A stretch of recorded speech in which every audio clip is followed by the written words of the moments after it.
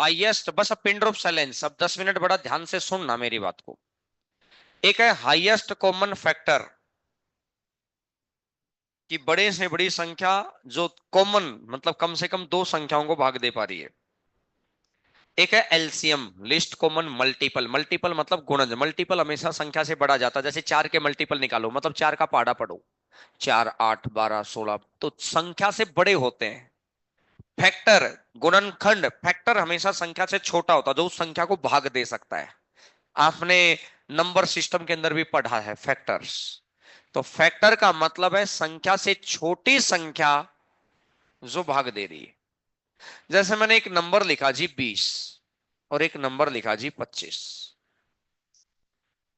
Concept समझने के लिए इस 20 को मैंने लिख दिया 5 × 4 और 25 को मैंने लिख दिया 5 × तो एचसीएफ कितना है, ये एचसीएफ कितना है, तो एचसीएफ तो आएगा 5। तो कॉमन संख्या जो दोनों को भाग दे पा रही है, कॉमन संख्या जो दोनों को भाग दे पा रही है, ये 5 है। 4 और 5 हैं अदर फैक्टर, अन्य गुणनखंड। एचसीएफ कॉमन नंबर के अलावा जो संख्या बचगी, इसको बोलते हैं अदर फैक्टर्स, अन्य गुणनखंड।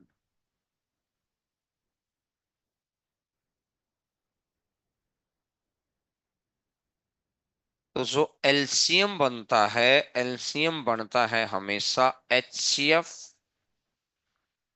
Into other factors. तो एचसीएफ कितना है, 5, इंटू अदर फैक्टर्स कौन कौन है, 5 5, 25 चौका, देख लो चाहे 20 और 25 का एलसीएम टाइम एंड वर्क में सोई तो आता था। तो इसका सेंस हो गया ये कि भाई एचसीएफ इंटू अन्य गुणनखंड, जितने भी गुणनखंड हैं सबको इकट्ठा कर दो तो ये एलसीएम आ जाता है। समझ आ रही है मेरी बात, एक बार नोट करो इस बात को।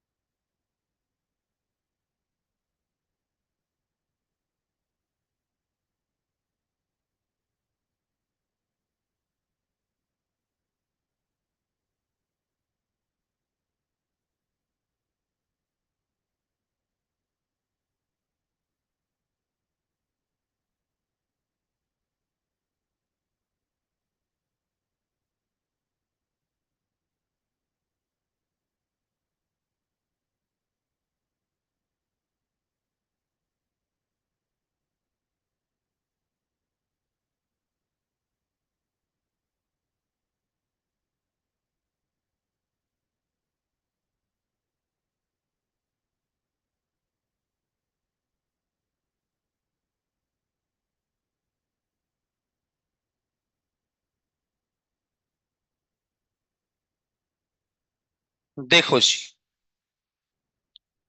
LCM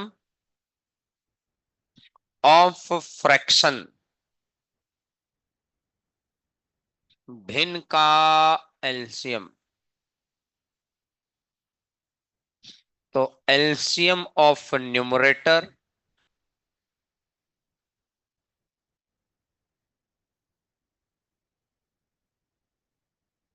upon HCF of denominator.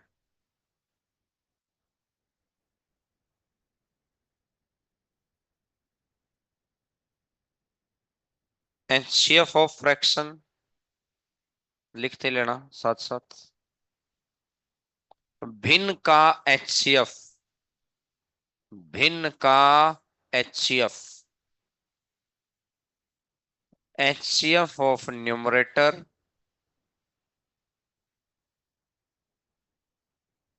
अंश का HCF और एलसीएम ऑफ डिनोमिनेटर हर का एलसीएम।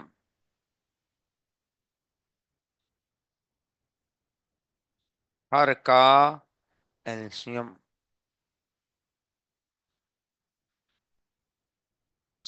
निकालने का तरीका है कि अगर एलसीएम निकालना है ना, याद रखने का तरीका, तो ऊपर वाले का तो वही चीज निकालो। अगर जैसे मुझे एलसीएम निकालना है तो ऊपर वाले का तो एलसीएम ही निकालो, नीचे वाले का एचसीएफ। जैसे एचसीएफ निकालना है तो ऊपर वाले का तो एचसीएफ ही निकालो और नीचे वाले का LCF।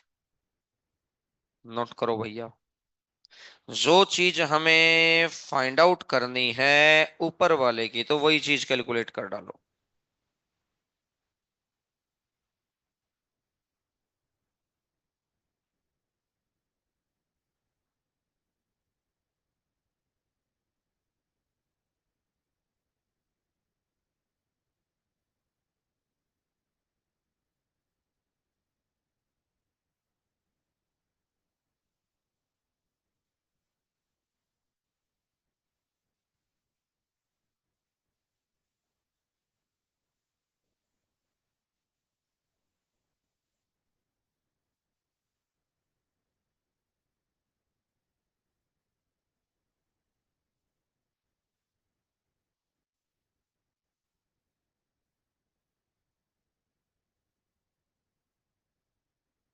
जो चीज निकालनी है ऊपर वाले का तो वही पॉइंट और दूसरे वाले का नीचे वाला।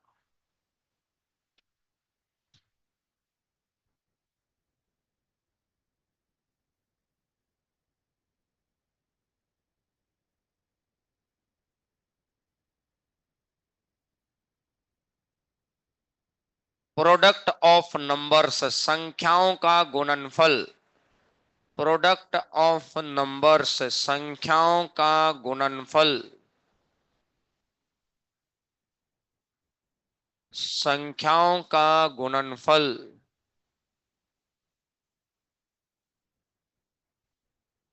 HCF की पावर n-1 इंटू में एलसीएम। संख्याओं का गुणनफल HCF की पावर n-1 इंटू में एलसीएम। जितनी भी संख्या, n मतलब नंबर ऑफ टर्म्स, जितनी भी संख्या है।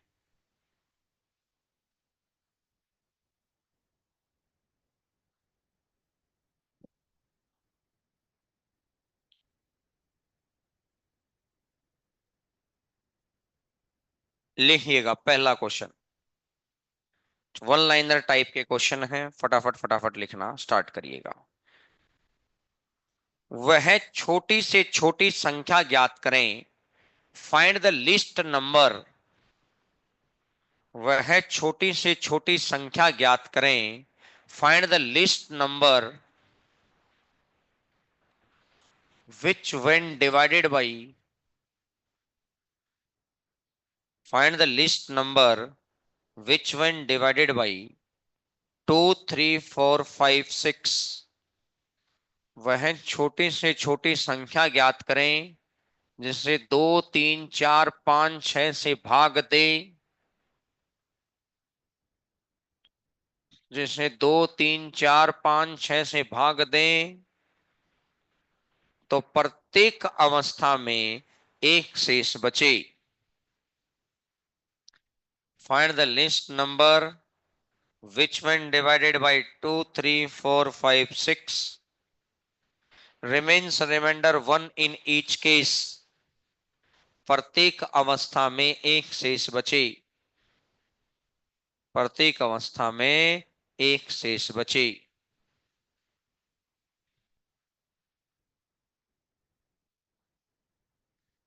भाई दो से भी भाग हो जाए, तीन से भी भाग हो जाए, चार से भी भाग हो जाए, पांच से भी भाग हो जाए, छह से भी भाग हो जाए, ऐसी संख्या एलसीएम। अब एलसीएम निकालना आपको आता ही है।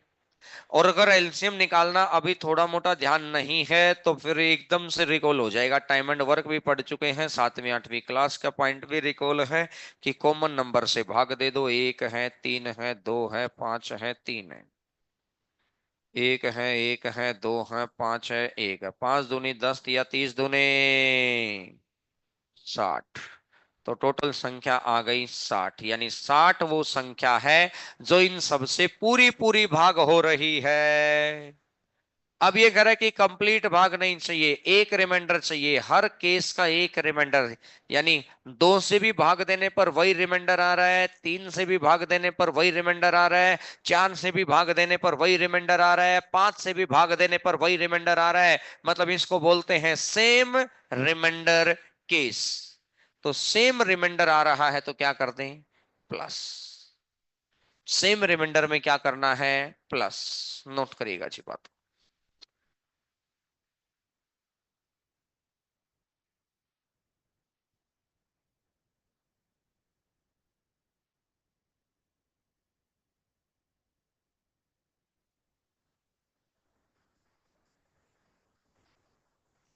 इससे अगले नंबर क्वेश्चन पर आएंगे, लिखिएगा question.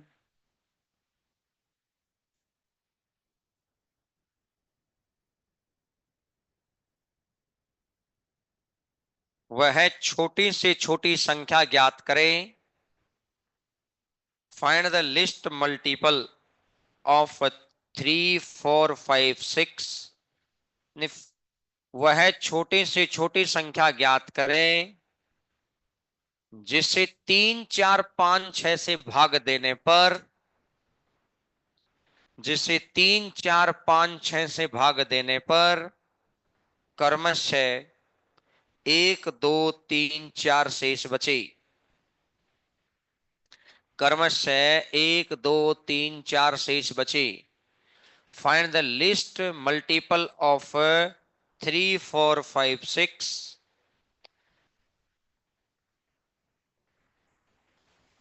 remains remainder 1 2 3 4 respectively। remains remainder 1 2 3 4 respectively। find the list number। ये दो शब्द और लिखो, बीच में मिसिंग रह गए।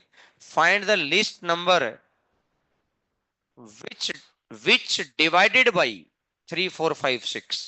विच डिवाइडेड बाई और रह गया था। Which divided by 3 4 5 6। Remains reminder, remains reminder 1 2 3 4 respectively. 1 2 3 4 respectively. सबसे पहला देखो भाई, तीन से भाग हो जाए, चार से भाग हो जाए, पांच से भाग हो जाए, छह से भाग हो जाए, अलग अलग नंबर से भाग होना है। तो सबसे पहले वो नंबर निकालो जो इनसे पूरा पूरा भाग होगा।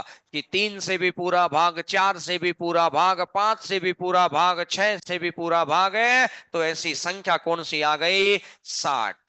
और अब इसने कहा कि तीन से भाग दो तो एक बचे, चार से भाग दो तो दो बचे, पांच से भाग दो तीन बचे, छह से भाग दो चार बचे। तो अलग अलग रिमाइंडर जब भी आते हैं, कॉमन रिमाइंडर, तीन में से एक गया दो, चार में से दो गया दो, पांच में से तीन गया दो, छह में से चार गया दो, तो इसमें कॉमन रिमाइंडर को माइनस कर दो। अलग अलग रिमाइंडर में कॉमन रिमाइंडर माइनस करना होता है, सेम रिमाइंडर में प्लस करना होता है। ये टॉपिक के आखिरी तक यही मोमेंट चलेगा। सेम रिमाइंडर में प्लस और अलग अलग रिमाइंडर में माइनस।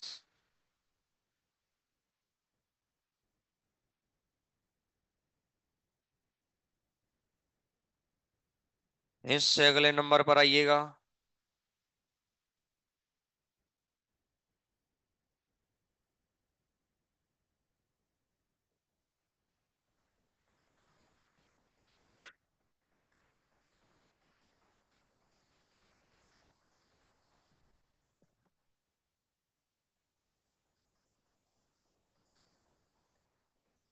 इससे अगले नंबर पर आइएगा, लिखिएगा question. Find the list multiple of 7। सात का वह छोटे से छोटा गुणज ज्ञात करें। Find the list multiple of 7।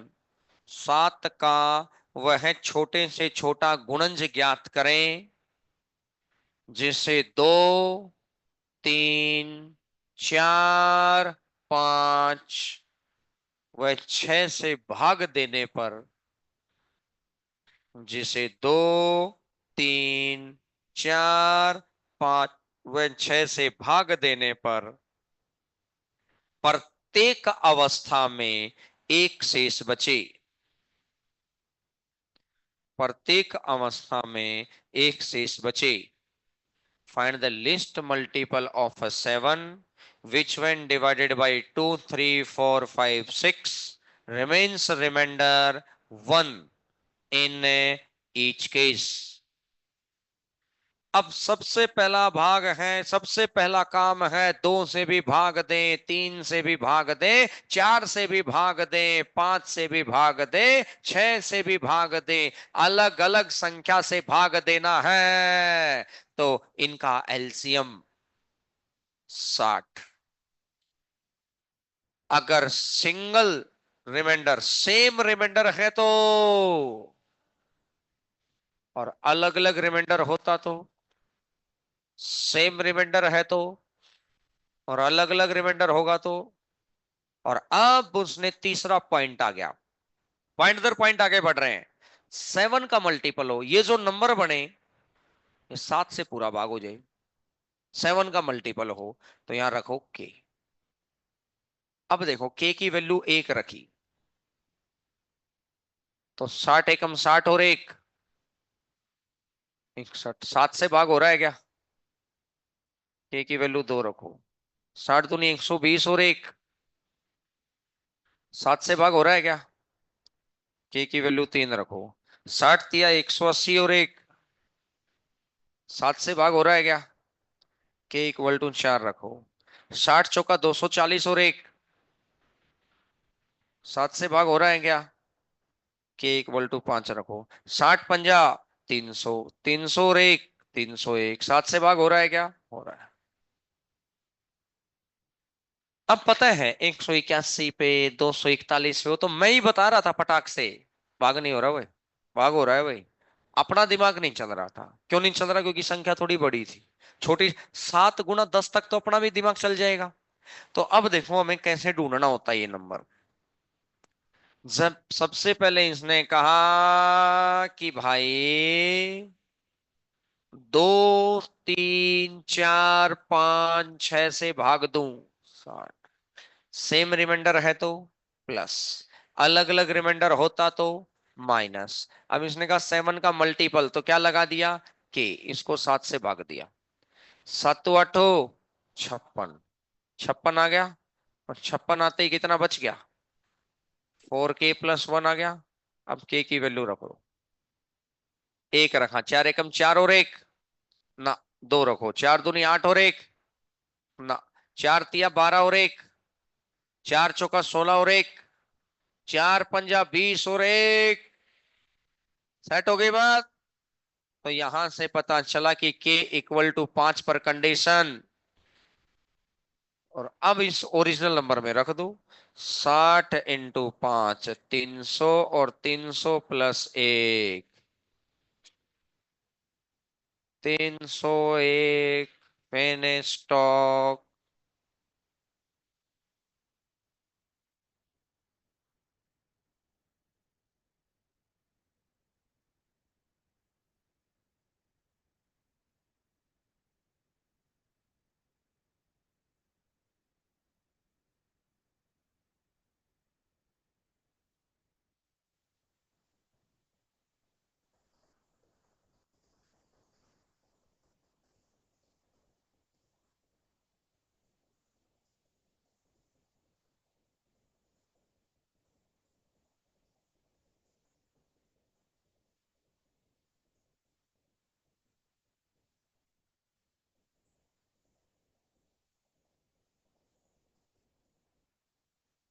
Concept clear? इससे अगले नंबर क्वेश्चन पर आ जाओ। Find the list multiple of 11। 11 का वह छोटे से छोटा गुणज ज्ञात करें। Find the list multiple of 11। 11 का वह छोटे से छोटा गुणज ज्ञात करें। Find the list multiple of 11। 11 का वह छोटे से छोटा गुणज ज्ञात करें जिसे 3 4 5 6 से भाग होने पर, जिसे 3 4 5 6 से भाग होने पर find the list multiple of 11। 11 का वह छोटे से छोटा गुणज ज्ञात करें जिसे 3 4 5 6 से भाग होने पर क्रमशः 1 2 3 4 शेष बचे। Remains reminder 1 2 3 4 respectively. तो सबसे पहली बात है, अगर अलग अलग नंबर से भाग दिए जा रहे हैं 60, अलग अलग रिमाइंडर हैं, तो क्या निकालें? Common reminder. कॉमन रिमाइंडर कितना आ गया? 2 माइनस। और इसने कहा 11 का मल्टीपल, 11 का मल्टीपल है तो भाग दो भाई, 11 से भाग दो। 11 पंजा 55, कितना बच गया? 5 के माइनस 2। अब के की वैल्यू रख दो। अब यहां से के की वैल्यू रखो और बताओ के इक्वल टू कितना सेटिस्फाई होगा। एक रखा 3, 2 रखो 5 दूनी 10 minus 2 8, 15 minus 2 13, 20 minus 2 18, 25 minus 2 23, 30 minus 2 28, 35 minus 2 33। तो के इक्वल टू कितना हो गया? और के इक्वल टू कितना है? और के इक्वल टू 7 है, तो 60 गुणा 7 420। और 420 में से 2 घटाओ तो 400।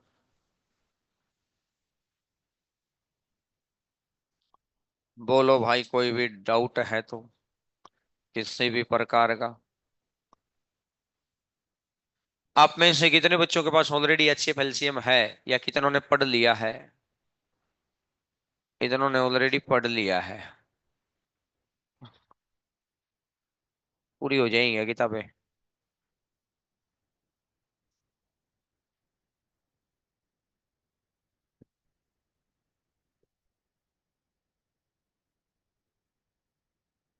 पढ़ी जाएगी बात। बांटना शुरू करो। जिस बच्चे के पास हो ना, वो भी लेना मत, अगर बच गई तो दे देंगे भाई, है ना। अभी जिसको ऐसा लगता है अपने रूम पे रखी है, जिसको ऐसा लगता है कि भाई अपन पहले पढ़ चुके हैं, पढ़े, दोबारा पढ़ने के लिए मना ही नहीं है, क्योंकि किताबों की संख्या है कम। और एक बार कोशिश करें आप ना लें अगर आपके पास ऑलरेडी, क्योंकि वो बुक आपके लिए वेस्टेज है। रूम पे जाके रखी हुई मिलेगी, उसको फेंक देंगे। यहाँ काम की चीज आ जाएगी, वो किसी न किसी बच्चे के काम आ जाएगा। क्योंकि 2 3 दिन तक ना ऐसे बच्चे आते रहते हैं। आप हर कि वो वहां से लेंगे, जैसे आज नहीं आए होंगे वो कल ले लेंगे, तो 30 40 50 बच्चे तो ऐसे आते रहते हैं। तो जिस बच्चे के पास ना होना, वो आगे पास कर देना भैया। आप तो बांटना शुरू करो भाई। तो ये बात समझ में आ गई सबको? ठीक है। अब आइएगा अगला, लिखिएगा अगला क्वेश्चन।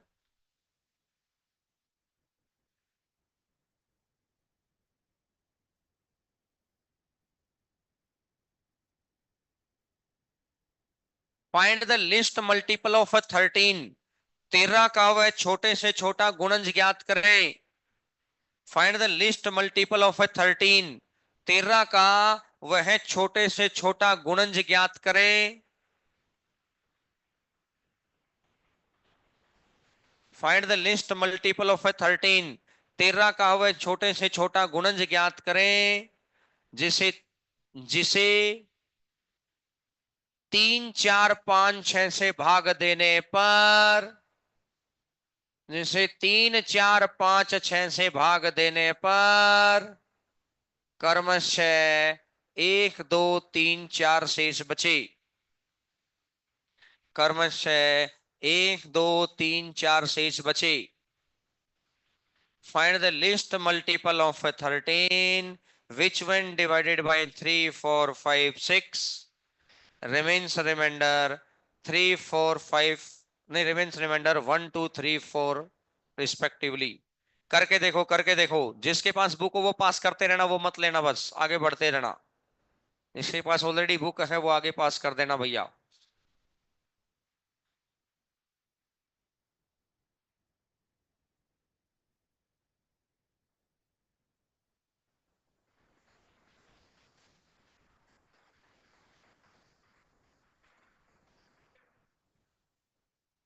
करो, शाबाश करो।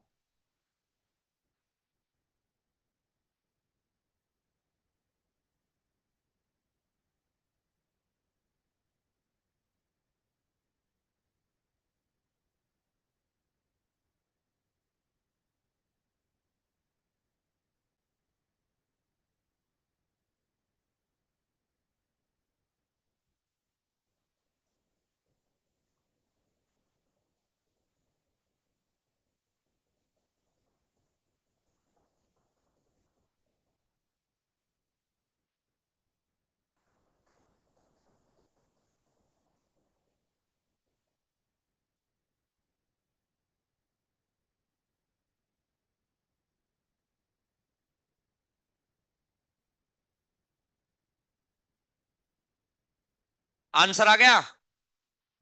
आ गया होगा सभी का। सबसे पहले 3 से 4 से 5 से 6 से भाग दूं तो 60। Common reminder 2। यहां के 13 से भाग दिया, 13 चौका 52।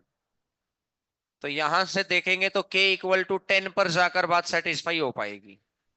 और 60 × 10 600, और 600 - 2 598, 598।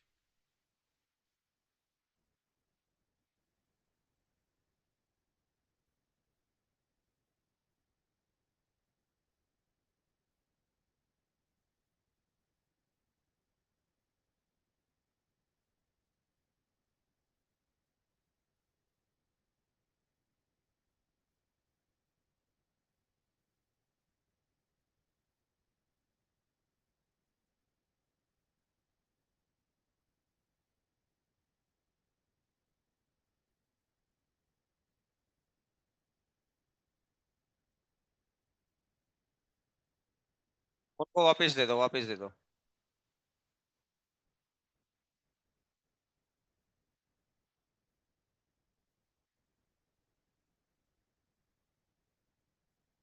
आइएगा जी।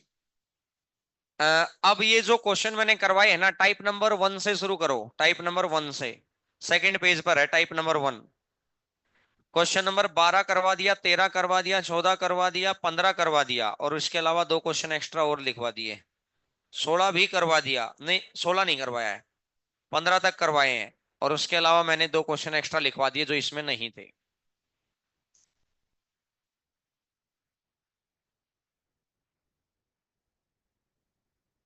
वहां ड्रॉवर में एक बुक रखी होगी मेरे वाली, वो दे दो। कोई बच्चा एक्स्ट्रा है क्या? भेज दो, भेज दो। एक्स्ट्रा तो उन्हीं को दे दो। मैं तो क्या होता है ना कि मैं वो बुक इसलिए ले लेता हूँ ना, काले हाथ लगते रहते हैं तो बुक मैली हो जाती है वो। तो इस वजह से फिर मैं वही बुक प्रोवाइड ले लेता हूँ, और उस बुक तो सेम ही होती है। कोई एक्स्ट्रा बुक है तो आप वापस दे सकते हैं भैया, किसी के फिर काम आ जाएगी। अगर किसी को और कोई आपके पास आपको नहीं मिली है तो हाथ उठा लो, आपको मिल जाएगी।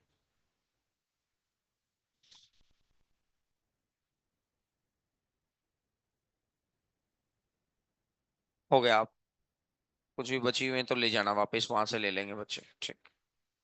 एक और मिलेगी यार, ये नहीं मिलेगी, दूसरी मिलेगी। ये तो बिल्कुल साफ सी किताब है। और मिलेगी उसके अंदर ही। देखो जरा, आइएगा।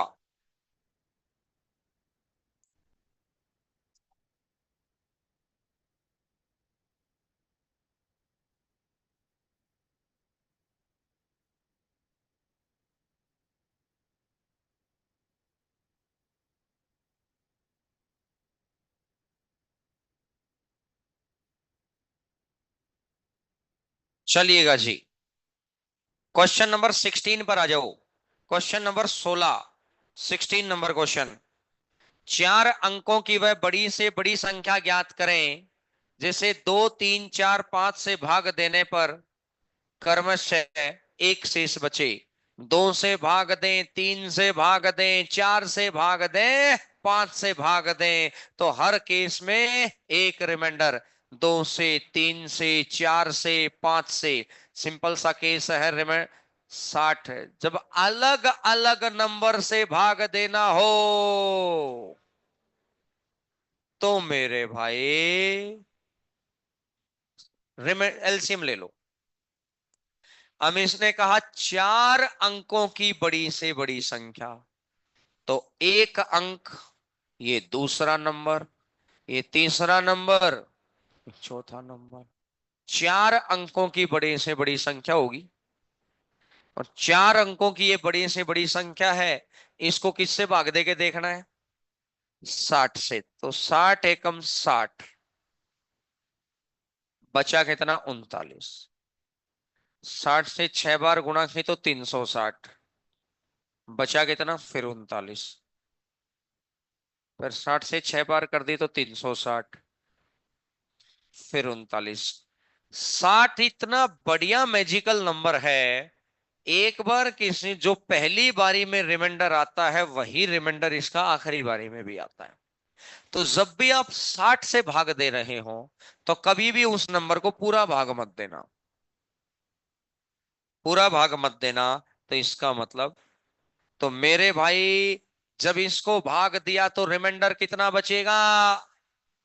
इसको भाग दिया तो रिमाइंडर कितना बचेगा?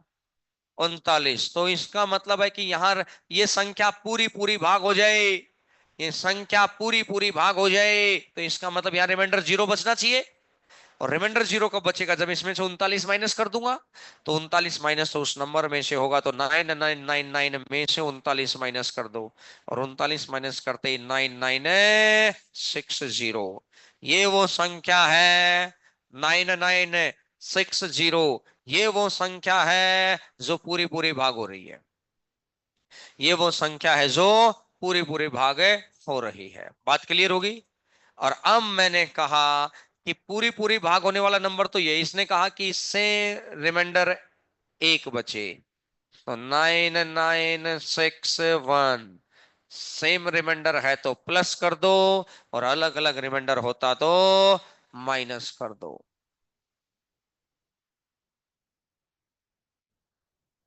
ये एसी तो यहां से बंद ही है ना, इसको या तो बंद करो या अच्छे से चलाओ इसको।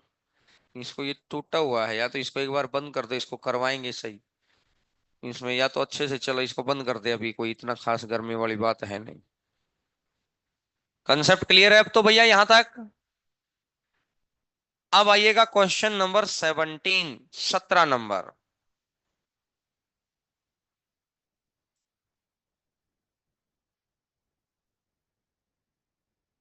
17 नंबर क्वेश्चन क्या कहता है?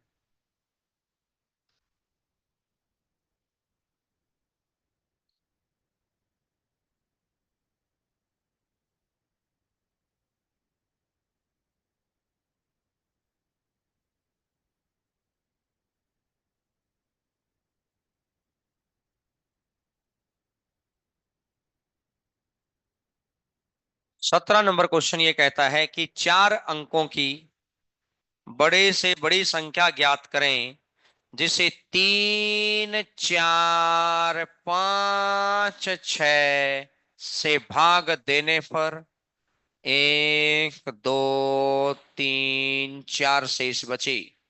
अलग अलग नंबर से भाग दे 60। 1 2 3 4। अब मैंने कहा 60। 60 एकम 60, कितना बच गया? 39। 60 एकम 60, कितना बच गया? 39। अब ये संख्या तो पूरी पूरी तब भाग होगी जब यहां रिमाइंडर कितना बचे, तो इसमें से 39 माइनस कर दो। 9999 में से 39 माइनस कर दो। 9960। बोलो भाई, हाँ है ना? और अब ये कह रहा है कि अलग अलग रिमाइंडर, और अलग अलग रिमाइंडर है तो क्या करेंगे? तीन में से एक गया, चार में से दो गया, पांच में से तीन गया, छह में से चार गया, और अलग अलग रिमाइंडर है तो क्या करेंगे? तो ये 9 9 5 8। नोट करिएगा जी बात को।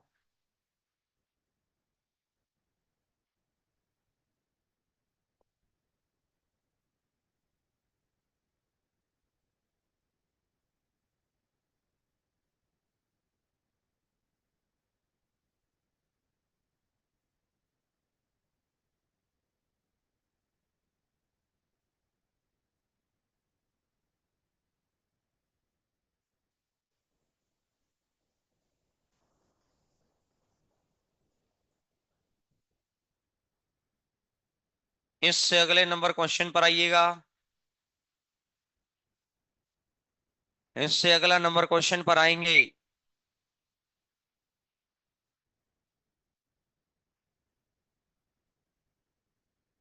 चार अंकों की वह छोटी से छोटी संख्या ज्ञात करें जिसे 2 3 4 5 से भाग देने पर प्रत्येक अवस्था में एक शेष बचे।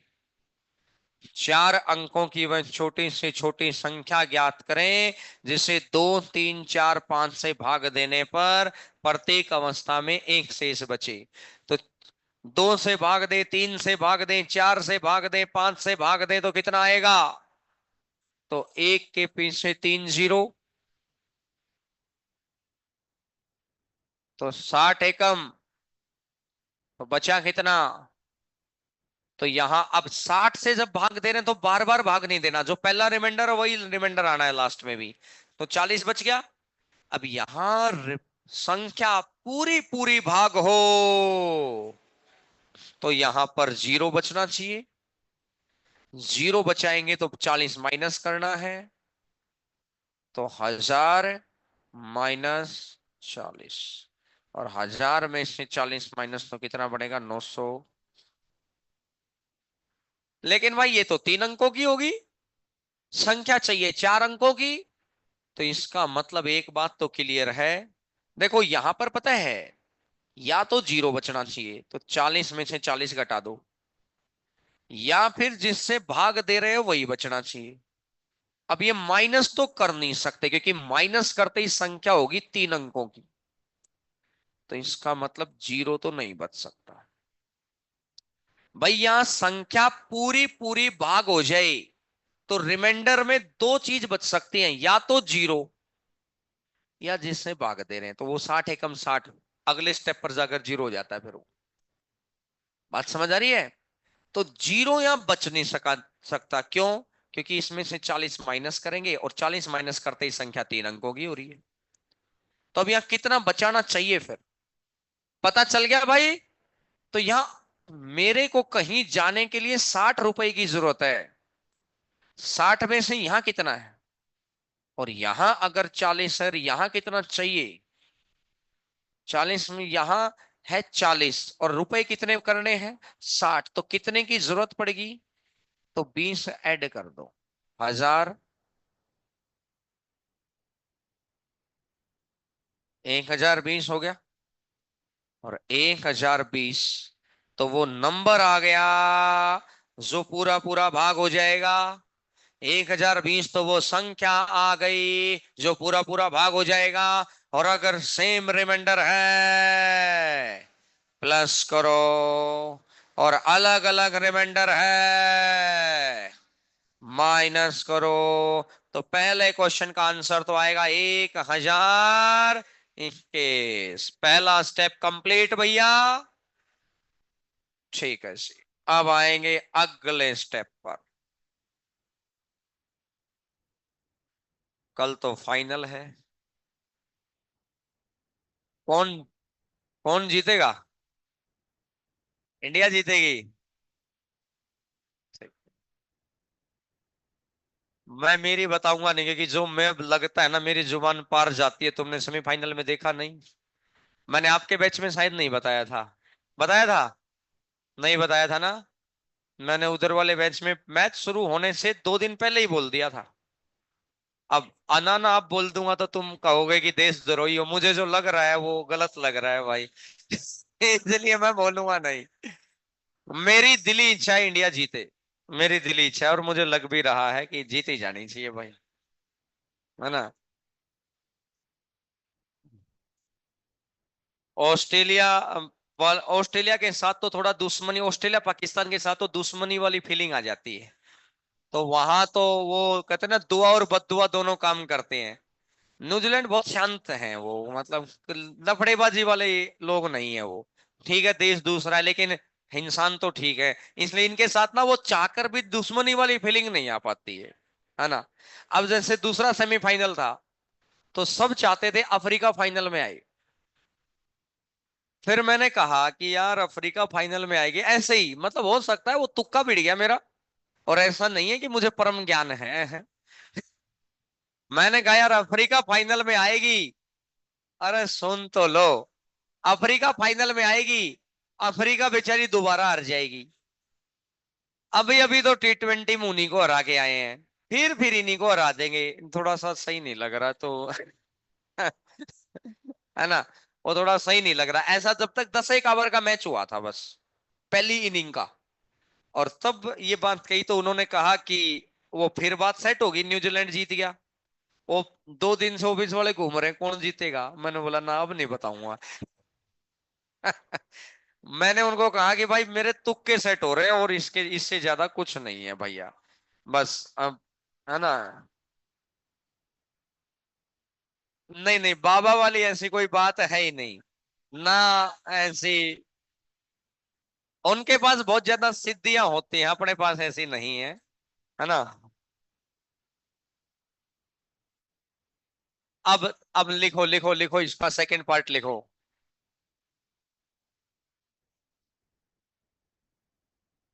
हाँ हाँ हाँ हाँ, इधर इसको लिखो, इसको लिखो, तुम अब अगले क्वेश्चन पर आओ। हाँ बिल्कुल सही कह रहे हो, बिल्कुल बिल्कुल सही भाई। 10 से 11:30 क्लास करेंगे। और फिर उसके बाद जिसको भी बाद में मैच देखना हो, तपोस्थली में 2:15 वहां क्लास है, 2:30 मैं उसको 2:15 तक ही छोड़ दूंगा। तो 2:15 क्या, समोसे मंगा देना। एक बात बताओ भाई, अकेले तो दुनिया देखती है, देखते रहो, तुम अकेले रूम पे देख रहे हो, चौका मारा तो भी कुछ फीलिंग आएगी? विकेट हुआ कोई फीलिंग आएगी? माहौल के साथ फीलिंग आती है। इसलिए तो लोग फिल्म भी सिनेमा हॉल में देखने जाते हैं, मैच सिनेमा हॉल में देखते हैं, या कोई मतलब बड़ा मैच होता है। 500 500 रुपए की टिकटें बचा दी मैंने तुम्हारी। तो 500 रुपए की टिकट तुम्हारी बच गई, उसका तुम कुछ भी खाना। और तुम्हें पता भी है कि कुछ बच्चे, हो सकता है कि उनका बीच में मन कर जाएगा चौके छक्के में कि कुछ खाऊं, तो अपना 10 5 पैकेट ज्यादा खरीद के लाना और व्यापार भी कर लेना। है ना। कहने का मतलब अच्छा इंसान बन जाना, कि बांट देना, ये लो भाई ये लो है। तो है? तो वहां आकर सिर्फ आप मैच का मजा ले सकते हैं। पानी। हाँ तू पॉपकॉर्न बेच भाई। भाई चिप्स बेच, जो तेरा मन करे तू वो बेच दियो भाई। समझ रहे हैं? और वो एक दो वो ले आना, जैसे वो नहीं, वो जैसे वो उठते हैं वो, है ना। है। वो हवा से मारते ही उठते हैं ना। मतलब देखो, मैच देखने आओ तो मजा है, अब मैच सूखा देखने आ गए, यार मजा नहीं आया। तुम ऐसे होने चाहिए कि तुम्हारे रहने से सब वो ढूंढे कहाँ गया, यार वो कहाँ गया भाई, अभी तो यही था। समझ आई बात। तुम ऐसे होने चाहिए पर्सनैलिटी। एक वो दो, वो पोपू सा ले आना, कुछ भी चौका लगता है पोपो। है ना। लगे तुम्हें कि हाँ मैच देखा है। देखो सुबह पढ़ेंगे, फिर खाना खाने का टाइम मिलेगा, ऐसा ही पीजी में, ऐसा ही रूम में। मैं तो वहीं रहूंगा, एक दो भोंपू मैं भी लेके आऊंगा। है ना। है।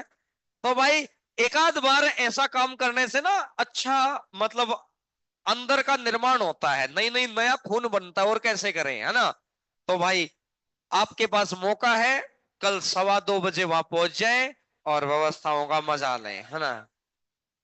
वहां भीड़ ज्यादा हो जाएगी तो यहाँ कर देंगे, लेकिन वो उतने ही बच्चे देखते हैं। कोई बहुत सारे बच्चे ऐसे होते हैं ना कि माहौल का मजा नहीं ले पाते, आए हुए हैं तो मजा ले लेते हैं, तो वो गैप पड़ जाता है। लेकिन मुझे पता है वहां बहुत अच्छा है, वहां तो स्क्रीन वगैरह लगा लगू के फिर दिक्कत नहीं आती है ना। आओ। क्या?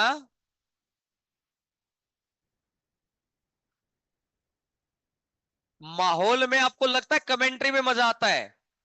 आप एक बात बताओ, चौका लगा, आपको कमेंट्री सुनने कौन देगा वहां?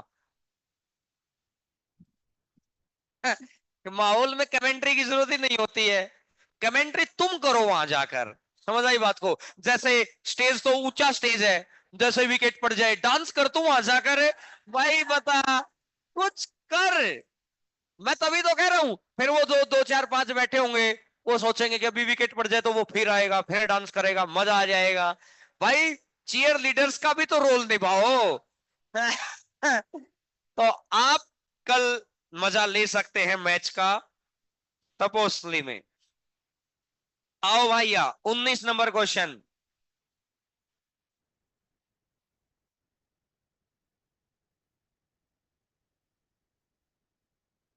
अब सारा गड़ा को आज ही सुझा लोगे तो कल क्या करोगे फिर बताओ?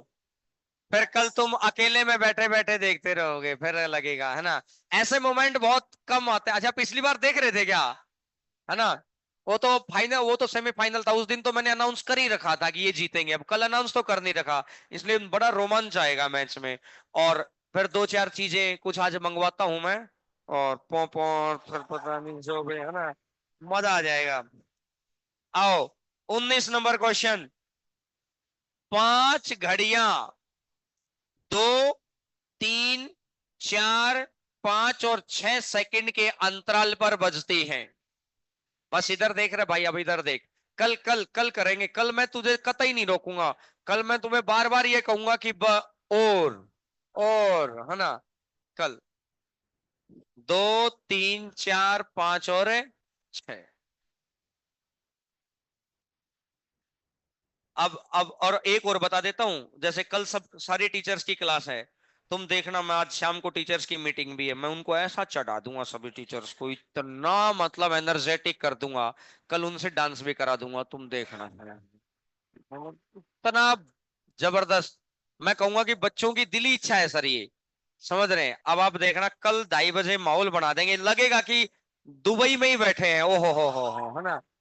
एक आध, एक आध जैसे वो शेख की ड्रेस पहनाना। है ना। वो पढ़ने से ही बना लेना, शेख की खरीदने की जरूरत नहीं है। समझ रहे हैं? कि आज ऐसे 2:30 बजे उसके बाहर लग जाए तो मतलब फिर लाइव कर देंगे, देखिए दुबई स्टेडियम एंट्री हो रही है। है ना। तो आ जाओ।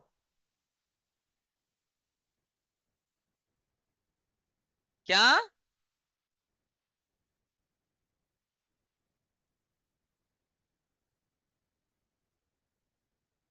मैं? ना ना, मैं देखूंगा सारी चीजों को।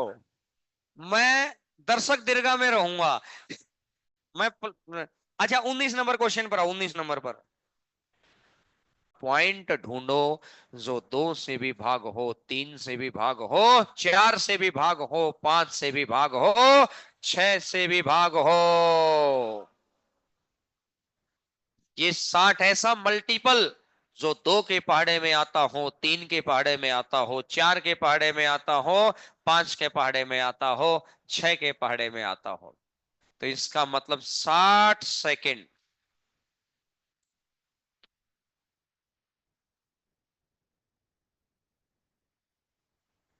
के बाद ये घड़ियां एक साथ रिंग करेंगी।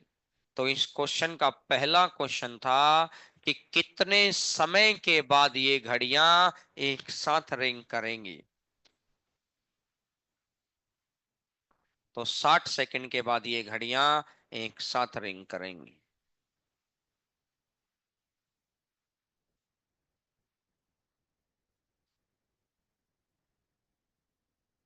क्लियर है मेरी बात? और अब ये दूसरा पॉइंट ये कहता है, 1 घंटे में कितनी बार एक साथ बजेंगी? तो 1 घंटे में कितनी बार एक साथ बजेंगी? तो जैसे 1 मिनट में एक बार बज रही है ना, 60 सेकंड मतलब 1 मिनट। तो 1 घंटे में कितने मिनट होते हैं? 60 मिनट। और 1 मिनट में कितनी बार एक साथ बज रही है? तो 60 बार तो यही हो गया। इसमें एक और ऐड कर देना होता है, और एक ऐड करते ही कितना हो जाएगा? 61 हो जाएगा। ये एक क्यों ऐड करना है, अब इस बात पर बात करते हैं भाई। 12, इसने खुद लिखा है कि 12 बजे सभी घड़ी एक साथ रिंग करती हैं। तो 12 बजकर 1 मिनट, 12 बजकर 2 मिनट, 12 बजकर 3 मिनट, तो ऐसा करते करते 12 बजकर 60 मिनट तक, तो 60 बार तो यही हो गया। और एक ये शुरुआत वाला। आप कहेंगे सर यहां 60वां मिनट ले लिया तो फिर इसको क्यों लिया है? इंक्लूड करना पड़ता है। जैसे अगर कल को 2 घंटे आ जाता तो 2 घंटे में 120 मिनट होते हैं, तो 120 बार तो सीधा होता। और एक ये वाला। फिर एक बच्चा कहता है सर इसको इंक्लूड करते क्यों है? पहला क्वेश्चन ध्यान से पढ़ो, इसका आंसर मिल जाएगा। पहले क्वेश्चन के शब्दों को गौर करके पढ़िएगा। ये कह रहा है ये घड़ियां कितने समय बाद दोबारा एक साथ बजेंगी, मतलब जब यहां 1 मिनट के बाद बज रही है ना, तो दूसरी बार एक साथ बज रही है। एक तो पहले यहां हो चुका ना, तो यहां दूसरी बार, तीसरी बार, चौथी बार, पांचवी बार, तो 61वीं बार हो जाएगा। बात समझ में आई सभी को? तो इसका मतलब है कि भाई, क्योंकि जो समय है ना, 12 बजे से इनके बीच का ड्यूरेशन 1 मिनट पूरा, फिर एक और मिनट पूरा, फिर एक और मिनट पूरा, इस प्रकार 60 मिनट तो यहीं आकर पूरे होंगे। गैप ही तो, ड्यूरेशन ही तो पूरा होगा। ये तो गिनती का नंबर लिखा है। समझ आ रही है मेरी बात? तो इसीलिए जब कभी भी ये घड़ी वाला क्वेश्चन आता है, आगे इस तरह के 2-3 पैटर्न हैं, सब में ये शुरुआत वाला एक ऐड करना होता है। पॉइंट क्लियर हो गया सभी को? ठीक है जी। अब आइएगा अगला नंबर।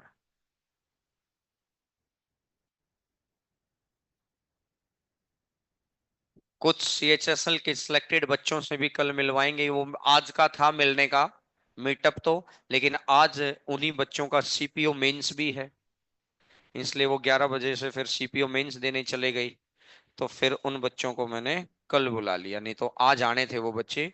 आज फिर वो देखो, जिस बच्चे का एक बार सिलेक्शन का लेवल पहुंच जाता है ना, अब वो बच्चे सीएचएसएल में भी फाइनल नंबर ले गए, सीजीएल में भी मेंस देकर बैठे हैं, ठीक ठाक नंबर बनाकर बैठे हैं, सीपीओ में भी ठीक ठाक नंबर बना के बैठे हैं। अब उनको ऐसा लगेगा कि भैया इस ठीक ठाक से एरिया में मिल गई और ये ठीक है, उसी में ज्वाइन कर ले जाएंगे अपना। सीएचएसएल तो बच्चा देता ही इसलिए है कि पहले तैयारी का चेकअप हो जाए, कमियां पता चल जाए कि कौन सा सब्जेक्ट कमजोर पड़ रहा है, कौन से टॉपिक कमजोर पड़ रहे हैं, तो उसको कैसे कवर अप करना है। फिर उसका टारगेट रहता है कि जिसकी बेल्ट की जॉब करनी है वो सीपीओ का ठीक है, जिसको भैया बेल्ट की जॉब नहीं करनी है उसके लिए सीजीएल ठीक है, क्योंकि इन दोनों का पे स्ट्रक्चर अच्छा है। समझ आई बात? सीएचएसएल और एमटीएस तो बच्चा देता ही इसलिए है कि बस उसकी तैयारी हो जाए, तैयारी के दौरान, तभी तो वो 10th और 12th वाले हैं। तो कल आप 10 से 11:30 में 15-20 मिनट उन बच्चों को भी बुलाएंगे, 10 से 11:30 पौने 12 तक में, जो इस बार सीएचएसएल में सिलेक्ट हुए हैं। और कितना अच्छा स्कोर के साथ बच्चा सिलेक्ट हो पाता है, कहना बड़ा आसान है मेरे भाई, इतने नंबर प्राप्त करना अपने आप में बहुत बड़ी बात है। 75% से ऊपर लिस्ट गई हो जब, 75% नंबर लेना, 10वीं में 12वीं में हर किसी का परसेंटेज 75 नहीं होता। और वो तो फिर भी सब्जेक्टिव पेपर है, कुछ ही लिखते रहो। यहाँ तो टू द पॉइंट बात है, या तो नंबर मिलेगा दो, ऐसा नहीं कि यहाँ कुछ लिख दिया तो 1.5 नंबर मिल गया, या तो पूरा ही मिलेगा ना तो पूरा ही कटेगा।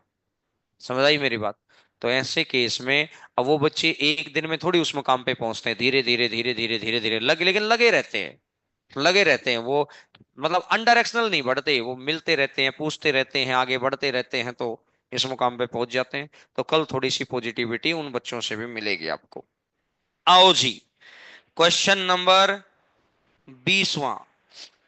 दो दांतेदार पहिए कर्मश 8 व 12 दांत वाले हैं, 8 और 12 दांत वाले हैं। जैसे इस तरीके का कोई पहिया मान लो,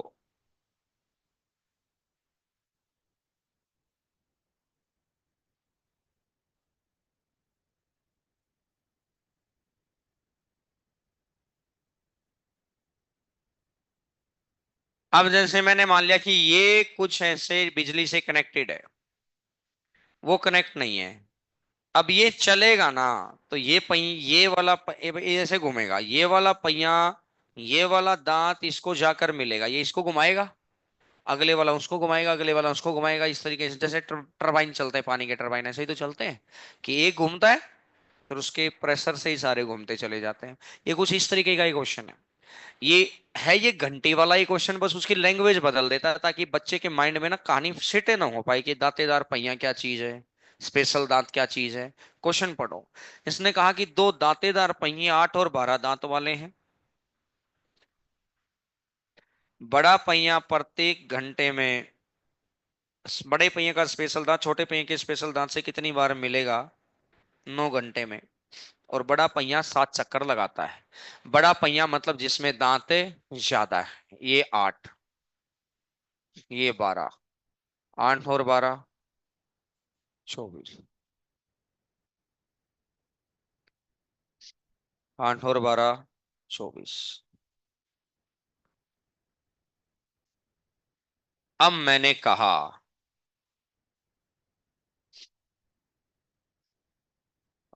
ये 24 में, ऐसे मान लो कि ये घड़ी 8 सेकंड के बाद रिंग करती है, ये घड़ी 12 सेकंड के बाद रिंग करती है, तो वो कौन सा मोमेंट है जो दोनों एक साथ रिंग करेंगी? 24वां। तो वही तो है कि कौन सा मोमेंट है कि दोनों पहियों के दांत मिलेंगे, बात तो वही है। तो जब ये 24वें तक 8 सेकंड पे रिंग कर रही है, 16 सेकंड पे भी रिंग कर रही है, 24वें सेकंड पर भी रिंग कर रही है, तो कितनी बार रिंग कर चुकी है ये 12वें सेकंड पे रिंग कर रही है 24वें से, तो कितनी बार रिंग कर चुकी है? तो ये, अब ये कह रहा है कि 7 नो, अब सबसे पहले टोटल टर्न ले लो। ये ऐसा मान लो कि भाई उसने फिक्स कर रखा कि भाई 1 घंटे में 7 ही बार बजना है, तो टोटल टर्न हो गए, या 1 घंटे के नाम छोड़ दूंगा तो मैं कह दूंगा कि टोटल 63 बारी बजने तक में कितनी बार मिल ली है। तो इसका मतलब 1 घंटे में चक्कर है 7, तो 9 घंटे के अंदर चक्कर हो गए 63, तो टोटल 63 चक्कर काटने हैं इसको, बड़े वाले को। तो जब बड़े वाला दूसरा चक्कर ले लेता है ना, 2 चक्कर में ये कितनी बार, एक बार मिल लिया, क्योंकि 12 24 पे मिल गया, 36 48 पे मिल गया, 60 72 पे मिल गया, 12वां वो। तो इसका मतलब जब इसके 2 चक्कर पूरे हो जाते हैं तो ये कितनी बार मिल लेता है? एक बार। अब इसके चक्कर कितने हैं टोटल? 63। तो अगर मैं इसके 31 से गुणा कर दूं तो 62, तो इसके भी 31 से गुणा कर दूं तो 31, तो ये हो गई जी 31 हो गई, 31 हो गई। अब 31 बार तो ये रहा, और एक बार और, तो कितनी बार मिल लेगा? अब सर 63वां चक्कर चक्कर काट जाएगा, मिलेगा नहीं। तो वो तो एग्जैक्ट मिलेगा वहां तक देख लो कि 62 चक्कर में 31 बार मिल लिया, और एक वो शुरू वाला जो घड़ी में भी ऐड किया था, शुरुआत वाला कि कहां से शुरू हो रहे हैं, तो 31 तो ये रहा, एक ये रहा, तो टोटल कितना हो जाएगा? 32 बार हो जाएगा।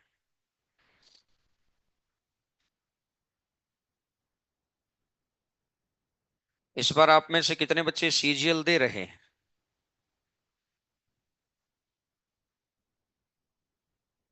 बाकी बच्चों की अभी ग्रेजुएशन नहीं हुई है, तो मतलब सीएचएसएल तो सबको ही देना है।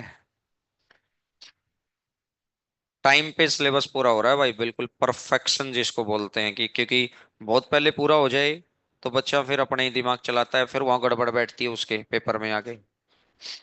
सही समय पर सिलेबस पूरा हो जाएगा। थोड़ा सा रिवीजन आप भी करिए, थोड़ी सी प्रैक्टिस क्लास हम भी लगा देंगे, प्री का पेपर है, नंबर ऐड होने नहीं होते हैं, लेकिन प्री से कॉन्फिडेंस आ जाएगा कि कुछ कमी बेसी रहती होगी तो प्री प्री के टाइम पे वो सीख ली जाएंगी। जैसे ना कल एक बच्ची आई हुई थी, वो इनकम टैक्स में है, जयपुर के अंदर ही, बहुत पुरानी स्टूडेंट है अपने यहाँ की, 2019 के स्टूडेंट है वो। अब कल शाम को वो मिलने आई हुई थी ऑफिस के बाद।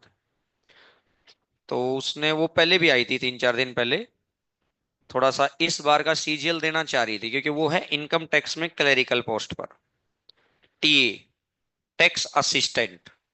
तो वो 4-5 दिन पहले भी आई थी, शायद पिछले वीक में आई थी। तो फिर लगभग आधा घंटा मीटिंग हुई थी, और आधे घंटे में जो जो उस बच्ची के डाउट थे मैंने बताया कि ऐसे ऐसे कर लो, ऐसे ऐसे कर लो। फिर उसको एक सलाह दी थी कि अगर हो जाए ना पॉसिबल तो विदाउट पे हो जाओ। तो उसने कहा कि सर कैसे होता है ये सारा कार्यक्रम। तो फिर मैंने उसको समझाया ऐसे ऐसे ऐसे ऐसे करके प्रोसेस अप्लाई करो, और 4-5 दिन के प्रोसेस है ये। और फिर वो बच्ची तो कल आई थी मिलने, उसको अभी 31 जुलाई तक विदाउट पे दे दिया डिपार्टमेंट ने कि आप ऑफिस भी मत आइए, लेकिन आपको सैलरी भी नहीं मिलेगी। और उन्होंने कहा कि एक, मैंने तो सर 10 महीने का मांगा था, मैंने उनको कहा था कि एक हफ्ता नहीं मिलता, एक हफ्ता 90 दिन का छुट्टी मिलेगा बस। वही हुआ, करीब करीब अप्रैल मई और जून, मतलब थोड़ा सा एक्स्ट्रा कर दिया होगा क्योंकि होली की छुट्टियां हैं। तो अभी शायद 1-2 दिन के बाद वो अप्लाई कर रहे होंगे, या तो मतलब कह रही थी कि फाइनल प्रोसेस पूरा हो गया फाइल का।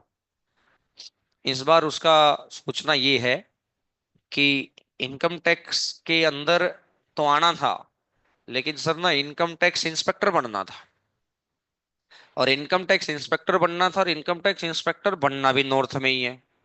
और मजा तो तब है भाई, वो बच्ची अलवर से बिलोंग करती है, मजा तो तब है कि जब राजस्थान में भी बन जाए और जयपुर इसी जोन में बन जाए।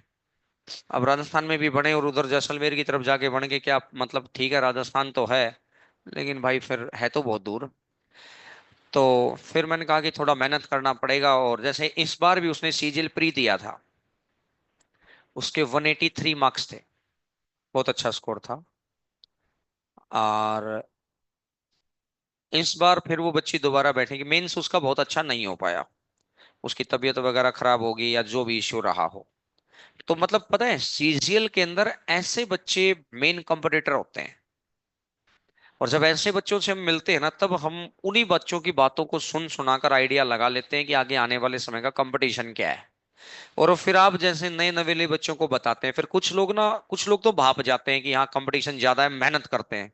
कुछ लोग उसको नॉर्मल ले लेते हैं, और वो नॉर्मल में फिर उसको लगता है कि मेरी किस्मत खराब थी शायद, मेरा इसलिए नहीं हुआ। नहीं, जब उसने डिपार्टमेंट में 3 साल काम कर लिया ना, तब उसके अंदर ये फीलिंग जगी कि इंस्पेक्टर बन के आना है। बात समझ में आई? जैसे कल वो बच्चा आएगा अनिल, जिसकी मोस्ट प्रोबेबली AIR 1 आएगी अभी सीजीएल के अंदर। और कल उसका सीएचएसएल का, सीएचएसएल में भी हुआ है, उसका AIR 3 था, लेकिन उसके साथ चोट हो गई बेचारे के साथ। बताएंगे, कल ही बताऊंगा चोट भी क्या हुई। उसका रैंक 3 आना था, लेकिन उस सीजीएल की गलती मान लो, उसकी गलती मतलब ये ग्रेजुएट स्टाफ कमीशन की गलती मान लो, उस बच्चे की गलती मान लो, सिलेक्शन तो दे दिया उसको, लेकिन वो दोबारा रिवाइज रिजल्ट करना पड़ता, रिवाइज रिजल्ट में फिर पंगे पड़ते। तो अब वो हाँ ठीक है, कोर्ट केस के थ्रू तो ले आओ रैंक, लेकिन ऐसा कौन सा सिलेक्शन ही तो लेना था। तो नहीं आई तो नहीं आई, क्या फर्क पड़ गया उस बात से। तो कल वो बच्चा भी आएगा नील। और कल तो बस उसका एक छोटा सा सम्मान ये है कि भाई सीएचएसएल में भी सिलेक्ट लिया है, जब इसका ग्रांड वेलकम तो तब करेंगे जब भैया सीजीएल का आएगा। सीजीएल वालों का अलग ही कहानी है। अब जैसे ना उसकी कैटेगरी की 2 ही पोस्टें हैं इनकम टैक्स की इस बार, 2 में से एक उसकी फिक्स है। जब ऐसे किसी बच्चे से मिलते हैं तो दूसरा बच्चे में भी ये लगता है कि भाई चाहे कुछ भी करना पड़ जाए, मेरी कमियां पता हो, मैं इस कमी को दूर करूं, ये करूं। कुल मिलाकर मेरा ये कहना है कि अगर अब आप घर पे जाकर, रूम पे जाकर, लाइब्रेरी में जाकर, जहां पर भी अपन जाते हैं अब 2 बजे के बाद या 4-5 बजे के बाद, और अगर अपने समय को सही से इन्वेस्ट कर रहे हैं ना, यकीन मानना फिर बहुत दूर नहीं है सक्सेस। और अगर सही से इन्वेस्ट नहीं कर रहे, टाइम पास कर रहे हैं और इस उम्र के लोगों के जैसा ही जीवन जी रहे हैं, तो फिर इस उम्र के लोगों के जैसे में बेरोजगारी बहुत ज्यादा आएगी। और अगर आपको इस उम्र उम्र यही है, लेकिन 3 साल आगे की सोचकर 3 साल बड़े होकर जीवन जी रहे हैं ना, तो फिर बहुत जल्दी अच्छी व्यवस्थाएं बन जाएंगी लाइफ में। और फिर जिंदगी खुद से 5 साल छोटे होकर जी जाएगी, फिर मजा आ जाएगा हद तक। समझ आई मेरी बात? तो कुल मिलाकर मुद्दा है कि घर जाकर जबरदस्त मेहनत करिए, कोई डाउट रहता है पूछिए। कुल मिलाकर मुद्दा ये है कि मेहनत करिए। इस बार ठान लो कि 2025 में किसका सिलेक्शन होगा, सीपीओ में, सीएचएसएल में, सिलेक्शन फेज में, सीजीएल में, या किसकी रैंक आएगी किसी को नहीं पता है। सीएचएसएल तो सबको ही देना है, एमटीएस तो सबको ही देना है। मेरी बात समझ आ रही है?